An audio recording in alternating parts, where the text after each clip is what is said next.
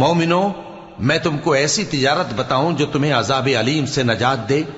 وہ یہ کہ اللہ پر اور اس کے رسول صلی اللہ علیہ وآلہ وسلم پر ایمان لاؤ اور اللہ کی راہ میں اپنے مال اور جان سے جہاد کرو۔ اگر سمجھو تو یہ تمہارے حق میں بہتر ہے۔ وہ تمہارے گناہ بخش دے گا اور تم کو جنت کے باغوں میں جن کے نیچے نہریں بہ رہی ہیں اور پاکیزہ مکانات میں جو ہمیشہ کی بہشت میں ہیں داخل کرے گا۔ یہی بڑی کامیابی ہے۔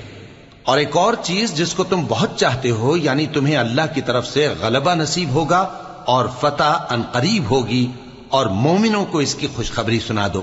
مومنوں، اللہ کے مددگار ہو جاؤ، جیسے عیسیٰ ابن مریم نے حواریوں سے کہا تھا کہ بھلا کون ہے جو اللہ کی طرف بلانے میں میرے مددگار ہوں؟ حواریوں نے کہا کہ ہم اللہ کے مددگار ہیں۔ سو بنی اسرائیل میں سے ایک گروہ تو ایمان لے آیا،